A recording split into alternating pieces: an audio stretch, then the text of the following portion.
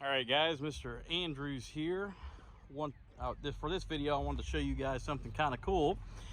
As you can see here, I got my Dodge Challenger in front of me, and what I'm going to be doing is showing you guys how to check your oil and how to change your oil. Now, every car is going to be a little bit different depending on location of the dipstick, location of your oil filter, location of your oil drain plug, and also your filter sizes will be different, your capacities will be different.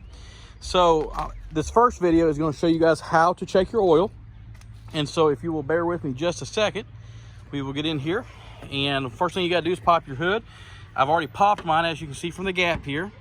And what I'll do here is there's a release. You can see the release just barely down in here, just right here. And I flip it up, you might be able to see it. It's like kind of down in there real good. And then you just lift the hood on mine, and then it opens up. Some models will have a hood latch that you'll have to take and fold out, and you'll put it up here. And then as you can see, the hood latch would go up here, and then that would allow you to actually prop the hood up. Now, on this car here, we can see the oil dipstick is this yellow ring here, and it's got the little oil sign on the side of it. Let me see if I can zoom in so you can see it. See the little oil symbol right there on the side, so right here. That tells you where the dipstick is, and that's for the oil.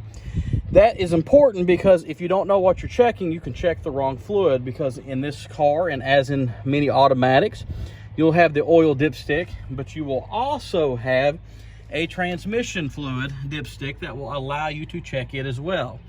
Now, on this particular car, we'll see if we can't locate that real fast and see where it is. Typically, it's down beside the engine block. I'm not particularly sure where it's at on this car, but maybe we can find it together. All right, let's see here. Well, folks, I'm not seeing it right off. Maybe we will discover it later. It's not really important for this video, but that does exist too. You need to be aware of it so that when you do check your oil, you check the right thing.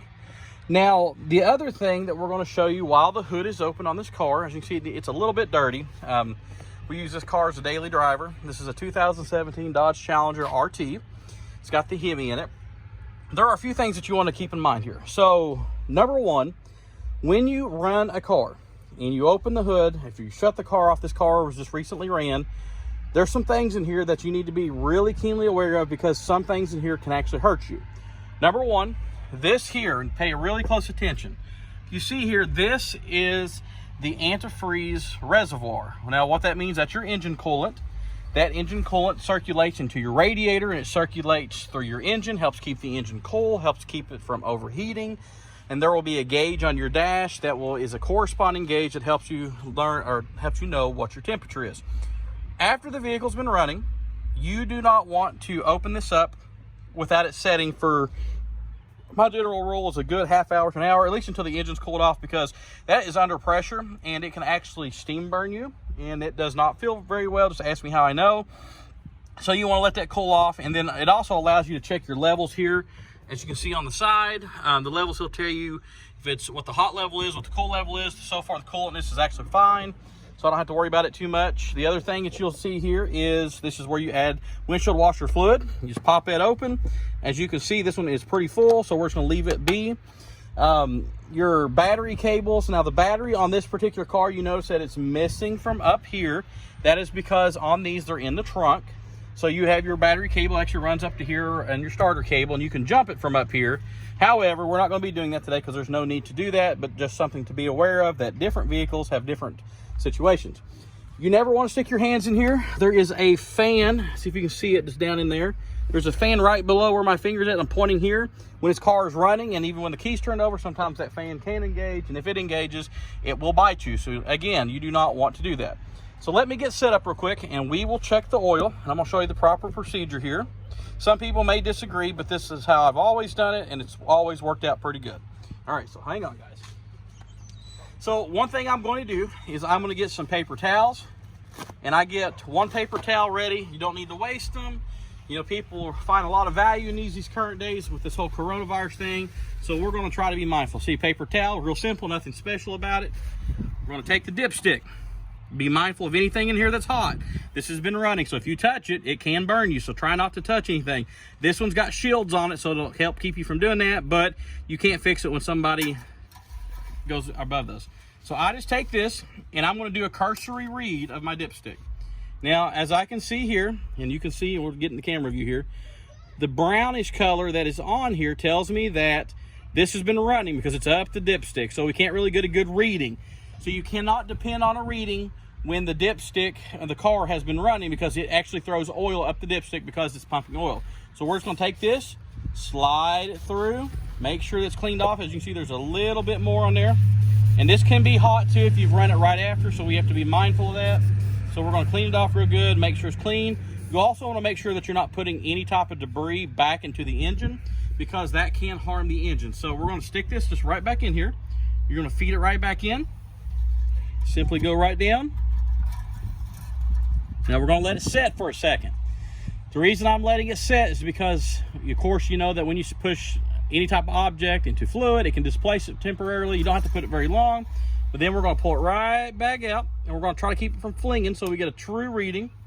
All right, now here's our true reading. So this right here says that we are actually at the add line. Now, I knew that this car needs an oil change, so I figured that we would be just a little bit low. We're quite a bit over. And so we're going to add some oil, but we're going to actually do an oil change to do that. Now, as you can see with the dipstick here, it does have that on there, so we're okay to stick that back in here. And then we're going to start preparations to do the oil change. Now, the oil change is going to be a separate video, so you guys stay tuned. Something else I want to show you real quick while I had this out. If you'll see right here, and I'm going to zoom in just real quick, right here on the dipstick is an O-ring. Make sure that O-ring is on yours if it comes equipped. That helps keep the oil from escaping, and also helps keep the dipstick securely in place. So let's put this right back in here. As you know, it's not doing anything different. And then to prepare for the oil change, I am going to move the camera just a little bit and show you what I do. Now, I have to pull the car up on ramps, and as I pull it up on ramps, I'm going to show you guys how I do that, how to do that safely, and kind of that procedure. I'm going to have my helper kind of take the camera and kind of watch, so you guys just be patient for just a second, and let me end this video real quick, and then we'll start the next video. All right, guys. Now, part of your assignment for this particular video with how to check your oil, I want you guys to get permission from your guardian or your parents, your grandma, whomever has a car. Ask them first. Let me stress this. Ask them first to see if you can go out to their vehicle under their supervision and check their oil using this procedure. Who knows? You might discover that they need an oil change. You might discover that their oil's low. You might discover also something that I didn't go over, that their oil may smell burnt. If it smells burnt, let them know. It could be an indication that something is wrong with the motor or the oil is too old. So another thing to look for in oil is if the oil is not that reddish brown color that I showed you. If it's not got that color to, if it's too dark, it may be full of crud. If it's too white, it may be milky, and it may actually have antifreeze in it, which can be a sign of a blown head gasket. So again, your engine oil can tell you a whole lot about the health of a car. So guys, I'm going to pause the video. I want you guys to ask permission again to see if you can go out, check the oil, and then I want you to find a YouTube video, copy the link on how they check the oil. I want you to compare and contrast. Tell me the similarities and the differences in what I did, what the video did, and what you did in order to check the oil. If you do not get permission to check the oil, then simply just do the video comparison and my comparison. However, I would like to see you guys do it, and for bonus, I would like to see you video or have yourself videoed. Here we go, now my helper's here. Video doing the oil check. So I want to see somebody get your phone, your camera. You can do TikTok. I don't think it'll let you do it that long. Check the oil, go through the procedure, and you will get points for that. So guys, I want you to remember, this is important. This is one of your assignments that I'm going to have you do, and I'll post it and get it out to you as soon as I can. So my helper's going to turn the camera off real quick, and then we're going to start the second half. See you guys.